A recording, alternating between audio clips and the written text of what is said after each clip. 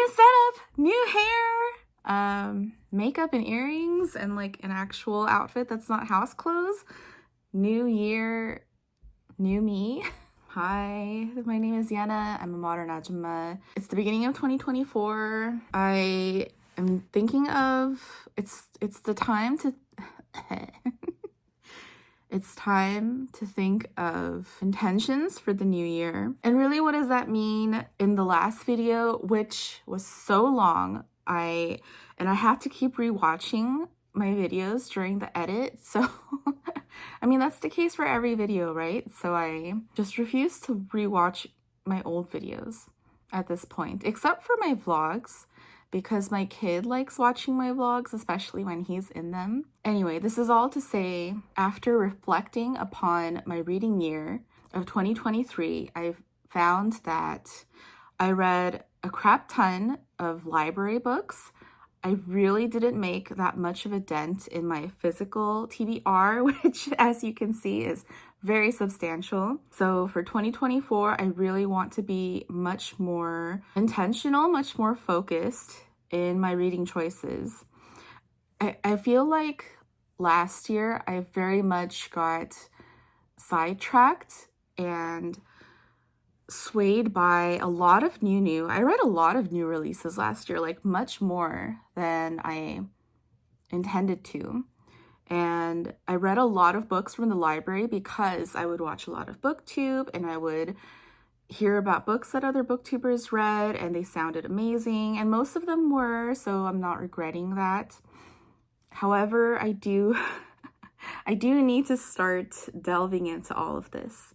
So this is a 24 for 24. As you saw in my last video, I only read like 8 out of my 23 for 23, but I didn't feel bad about it because I split up the 23 into genres/authors, which I'm gonna carry on into the 24 for 24.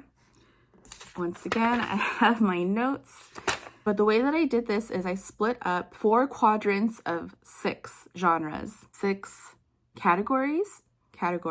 So category 1 are new releases. I'm really trying to focus on like 6 main new releases. There's a few others, like some manga, like the One Punch Man volume, 28 are we at now? That's coming out this year. I'm not counting that. And the purpose of this is to really hone in on the new releases that I really want to read. And for all other new releases, I'm really going to like question myself first, like, do you really want to read that, or do you really want to read what else you've got going on? So that's the intention. So the first new release that I want to read this year is, and oh my gosh, I'm so thrilled with my first publisher sent book, Martyr by Kaveh Akbar, that Mr. Matthew Sharapa kindly sent me. I was so happy with the package. I don't ask for ARCs. I don't ask for any of those things. I honestly don't really know, first of all, nor do I really want to, because I first and foremost am a consumer, just like anybody else, and whatever is available now, is when I'm going to consume. It's not like I live in a tin can. I have the space to acquire, but I just want to be like, any strategy to make me that much more of an intentional human being. I want to practice those habits. So that's why I don't ask for ARCs and whatnot. However, the hype for Martyr by Kaveh Akbar, it's so cute. First of all, this cover, the hype is real. I am so curious from all of the booktubers who read this as an ARC and have been saying how incredible it is. And I mean, this year, unfortunately, I'm just going to embrace my inner shallow hag and fully commit to the beautiful covers this year. And this is definitely one of them. I just received this like yesterday, the day before, and I am And it's like already the end of January, and I'm fully expecting to finish this in time for January wrap-up. Matt also sent this incredible Martyr zine in the package. It's so, I'm so excited. The second new release book that I've already pre-ordered. By the way, all of these books I have already pre-ordered from Barnes & Noble. They have like an annual 25% off pre-order sale. And these are the books that I ordered. And the second book that I ordered is The Alphabetical Diaries by Sheila Heti, which comes out in February 6th. Sheila Heti at this point is an auto-buy author for me. Again, another book that the booktubers have read as ARCs and have shouted from the rooftops about, saying how wonderful, how incredible it is. I want to be on that train. I know I'm going to be on that train. I'm hearing it's very similar to Motherhood, which is a book that I absolutely find brain-shattering, mesmerizing, beautiful in its incredible thoughtfulness. I need more of that. The third book that I have pre-ordered is The Anthropologists by Aysegul Savas. I read White on White 2 years ago. I have another book by her. Oh, this is the benefit of being of recording down here. I can go grab it. I still haven't fully organized like where things should be, so I am constantly, if I need to find a book, constantly like searching through and not seeing it even though it's right in front of my eyes. But Aysegul Savas, I do know exactly where she is. I read White on White already, loved it. I was so impressed by this. I have Walking on the Ceiling, which I should probably read this year, maybe right before The Anthropologists come out, which is July 9th. I know that Alex of What Page Are You On read the ARC and loved it. So I'm so excited for new Aysegul Savas. The third book that I pre-ordered is Grief is for People by Sloane Crosley. I believe I own every single book that Sloane Crosley has published. Just eyeballing right now on my shelves. I can't find her, even though I have all of her backlist. And I have read all of them. The first book I ever read from her is her first book of essays, I Was Told There'd Be Cake. And ever since, I've just fallen for her like sense of humor, her acerbic prose. So I'm a fan. I'm all in. And the new release, Grief is for People, I'm imagining something along the lines of Melissa Broder's Death Valley. I'm imagining it to be like her summation of how she got here, much like the Broder, maybe even like Sigrid Nunez's The Vulnerables, which is very much a pandemic lockdown book, but also kind of like a reckoning of, you know, how did we get here type of thing, and whether it's we as in humanity or just very much I as in Sloane Crosley for Grief is for People. Like that's the vibes that I'm getting from that. And as a Crosley completionist, I feel very much impelled to see where she is now, see her journey. I just wish that cover was a little bit better. What are you gonna do? The fifth book that I pre-ordered is Tell Me Everything by Elizabeth Strout, which pub date is August 13. I love Elizabeth Strout. I read the Lucy Barton Quartet 2 years ago. I've still yet to read all of Kittredge and like the 3 other novels that she's written, but I fully intend to. I'm really excited to get into them. I love Elizabeth Strout's writing. I'm so mesmerized. Even though there's like plenty of backlist for me to dive into, I am so like salivating for the new Elizabeth Strout. And I'm just at this point she's very much an auto-buy author for me. And the 6th new release book that I've pre-ordered already is, I guess you would call it a dark horse. It's Henry by Alan Bratton. I've never read anything Alan Bratton. Is it a debut novel? I have no idea, but TBH, 90% purchase for the cover. I am such a sucker for paintings as covers. Like that is such an That is such an eye catcher for me, and already like maybe a 50% of a selling point. But the other 10% that compelled me to purchase, to pre-order, is the fact that it's like a contemporary queer retelling of the Henriette by Shakespeare. And during the month of December, I watched The Hollow Crown, which is the BBC series from like the 2010s with like the biggest, the bestest British authors, going from like the royal lineage of Richard II, who gets usurped, and then it's following the usurper line back to the royal lineage kings, which are like the Henrys, and there's like a Richard III, and all of those dudes. I gotta say, I wasn't as enthralled by The Hollow Crown as I expected to be. It really made me realize I'm just not a big Tom Hiddleston fan, and he's like the main king. And I also watched it because I'd recently watched The King with Timothée Chalamet, and I just found that movie to be so weird. I don't know why it's so weird, but I just found it to be so weird. But it's basically like the Henriette in one movie. I mean, it's good. If you haven't seen it yet, I highly recommend it. Like, when I watched it, I basically was like, oh, so I guess the whole time I was watching The King, I basically thought, wow, Joel Edgerton really wanted people to know about how cool the Battle of Agincourt must have been. That was my big takeaway of The King. Anywho, Henry sounds really good.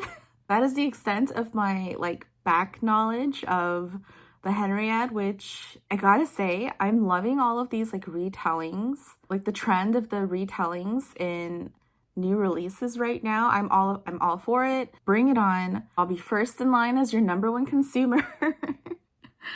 Publishers, please heed my call. Writers, please heed my call. Max, where the hell is our Cersei series premiere? I want red carpet. I want big names. I want Game of Thrones level budget for this project. We need this. The good people need this now. So the second category I really want to get to in 2024 is NYRBs. It was one of the genres that I had in my 23 for 23, and I read 0. And I really need to fix that. So that is a focus that I have intentions for this year. And the first writer for this NYRB category at the top of the list has to be John Williams. I have Stoner, I have Butcher's Crossing, and I have Augustus. And I really want to read all 3 of these this year if I can. I'm equally interested in all 3. I actually started Stoner, but literally was just reading the introduction for it when I was watching Scott's video, and he was saying that Stoner is a book that should be particularly read in like a book club format or just like a buddy read with somebody, because there's a lot to delve into where different people could have different takes, and it will be interesting to see like other people's perspectives concerning Stoner. So this year my husband and I are having a book club between just the 2 of us for us to spend more time with each other, and we'll read a book together, and we'll also play a game together because he's a big gamer and I'm not. I'm a big reader and he's not. So he's already picked the first book, and I think our next book is going to be Stoner.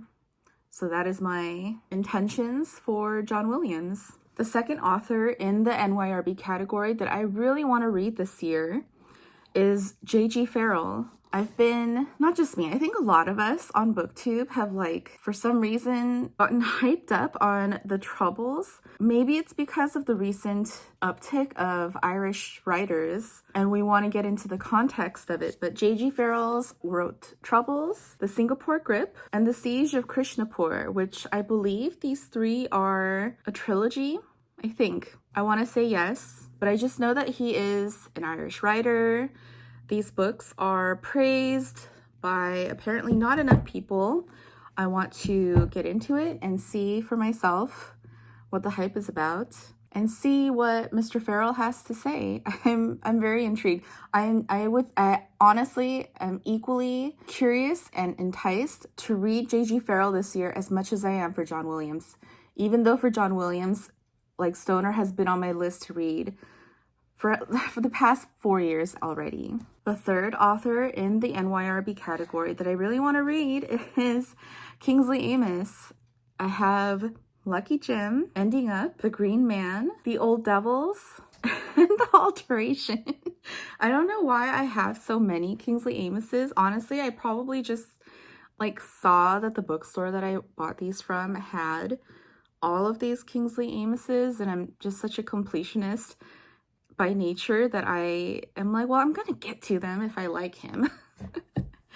But definitely the first book that I want to really read is Lucky Jim. I think this is the most famous of his, maybe. And I also want to read Ending Up just for this really adorably illustrated cover. And for these authors in this NYRB category, I'm not saying that I intend to read all of these books that I have. I would be totally happy if I just read one book from each author. And I'm just showing you what books I already own to show you like the level of like how dire it is that I really need to get cracking and make a dent. Okay, I spoke of the 3 men that I want to read for NYRB. Now I'm going to talk about the 3 women. Elizabeth Hardwick. I have Sleepless Nights. I have Seduction and Betrayal. And then I have this big stinker, the collected essays of Elizabeth Hardwick. Elizabeth Hardwick is a writer that I saw from Katie Merchant. She is my influencer. If that Canadian style icon tells me that she likes a book, I'm gonna buy that stupid book. And this is one of them. She like regularly features Sleepless Nights. I think it's just one of her go-to rereads. So I bought it. I bought this years ago. I've yet to read any of these 3 books, but Sleepless Nights is definitely the one that I will aim to read this year in 2024. The second lady and the 5th NYRB author that I really want to read is Magda Szabo. I've got Abigail and The Door. And this, I was fully influenced by BookTube, as well as Katie Merchant. I think she spoke about The Door. Anyway, The Door is the book that I think I'll prioritize over Abigail to read, unless you guys tell me that Abigail is the far superior novel, in which case I will defer to your good judgment. So please let me know in the comments of any and all opinions you have about any of these books that I speak about in this video, that I'm so hoping is going to be much shorter than my past several videos, hence why I'm trying to speak like rapid fire. Yes, this is my this is my speed of rapid fire. I'm not a fast talker, but I'm trying. Magda Szabo, number 5 in NYRB category.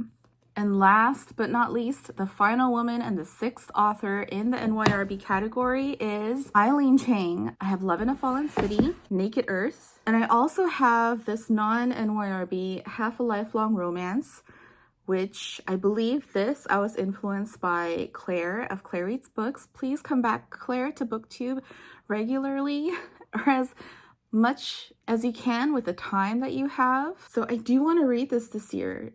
Claire speaks so highly of this book, but as far as the NYRBs go, I'm equally curious, equally interested, equally intrigued by both of these.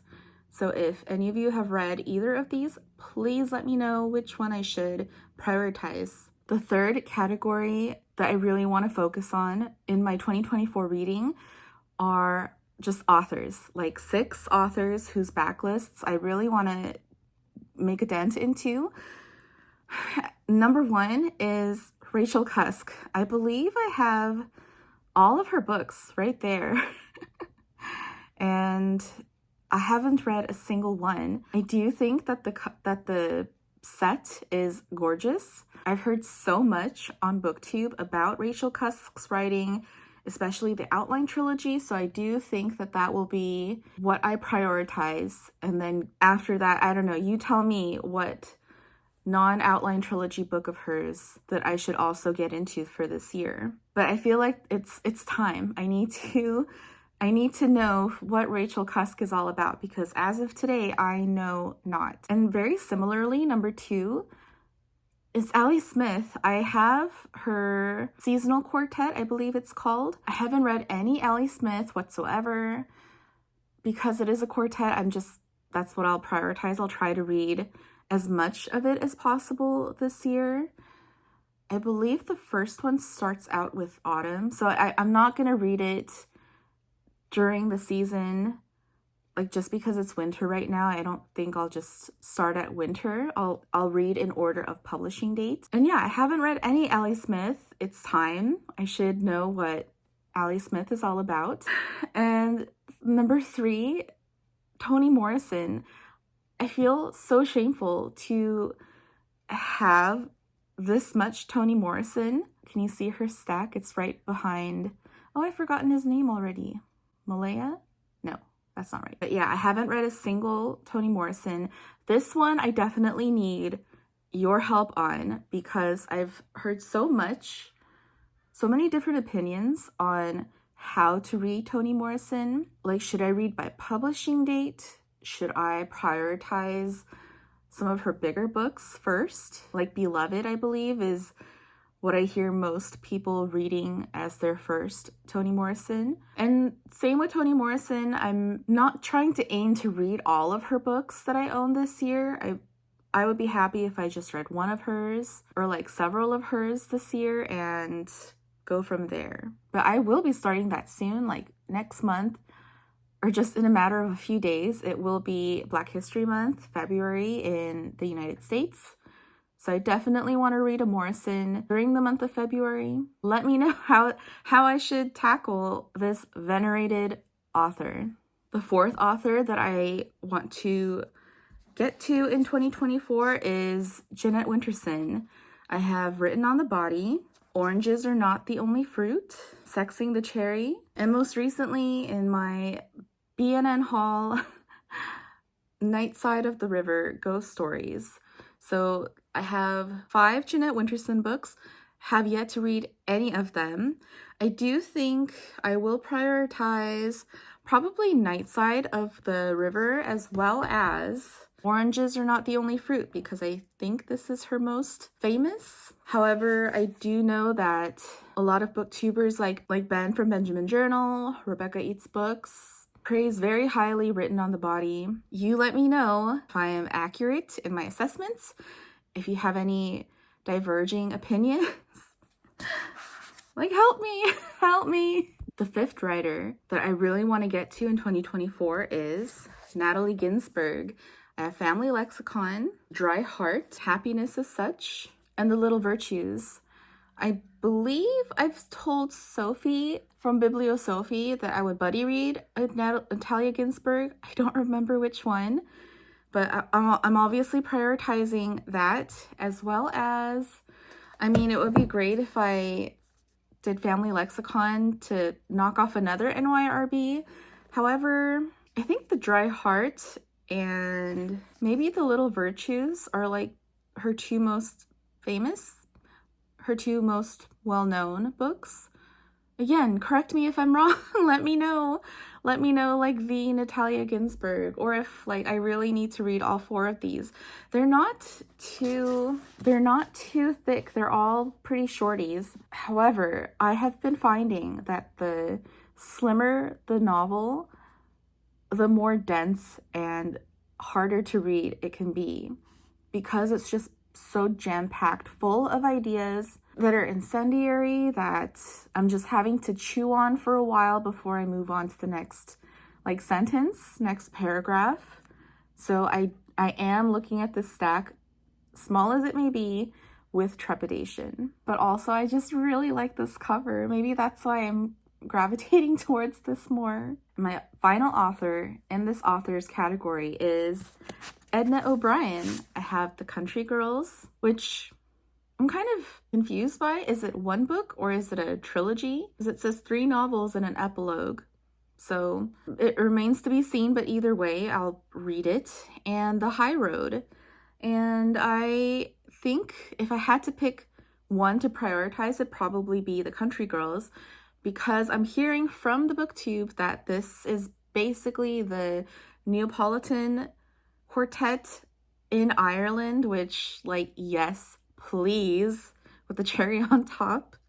And again, with the Irish authors this year, like, I'm getting the sense, like, if all goes as intended, Ireland is going to be like the country of my 2024 reading. And also the High Road, it's just, I don't know, it's something about it compels me, like, not to just prioritize one, but that I need to read both this year. Like, this looks like maybe I should read this in the summer. Although the Neapolitan Quartet is like the summer book.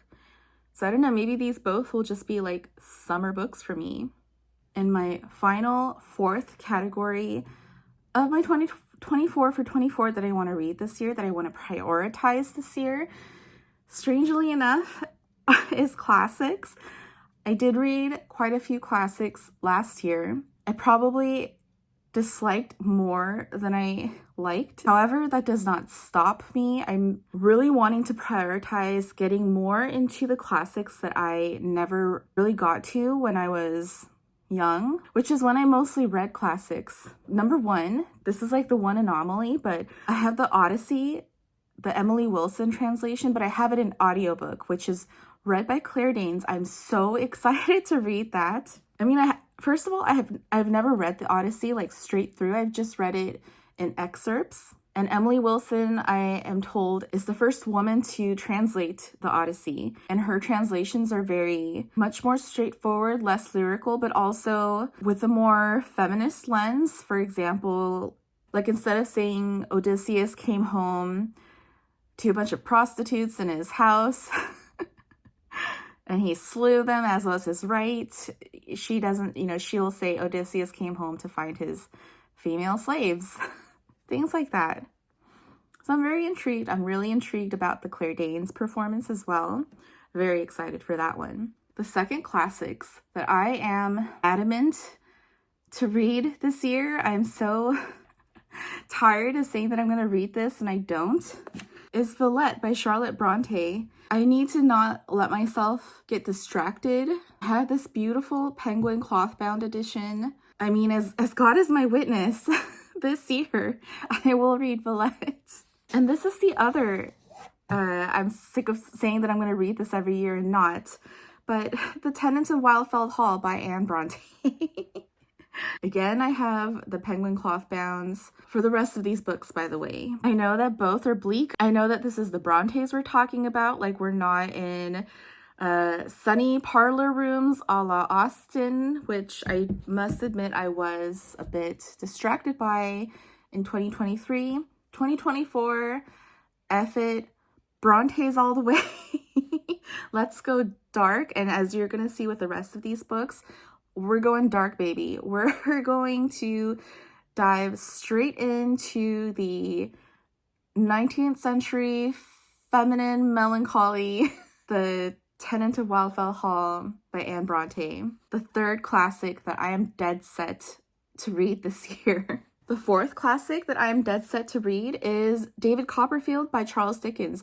I've never read David Copperfield. I think I've only read like the more kiddie Dickens, like Christmas Carol and Oliver Twist, but that's it. I only watched the newer film adaptation with Dev Patel that I love. I honestly didn't quite realize that that's what David Copperfield is about, but I love that film. Everything about it, it made me want to read this book. I'm just gonna have to like keep my brain thinking of Dev Patel during the read of this, because I know that this gets bleak. I know that Dickens is just bleak in general. And Dev Patel really like brought a light to that film adaptation that I'm gonna need to carry within me as I read the original tome. And this is the one maybe light classic in this category, Brideshead Revisited by Evelyn Waugh. I've never read a single Evelyn Waugh. I TBH, I'm just wanting to read this mostly because I watched Saltburn, and Brideshead Revisited is one of the books that Jacob Elordi was told to read for his role. I don't care how shallow my reading objectives come from. I'm just being honest with you on I'm just being honest with you on why I want to read these books. And I'm always up for reading about rich, white, British people in the early 20th century. So sign me up. Give me all of the classism. And now this is where we get like full bleak. The final classic that I want to read is anything by Thomas Hardy. I have Tess of the D'Urbervilles, The Mayor of Casterbridge, and Far from the Madding Crowd. I want to say I read Tess of the D'Urbervilles when I was in high school, but I like have zero recollections of it.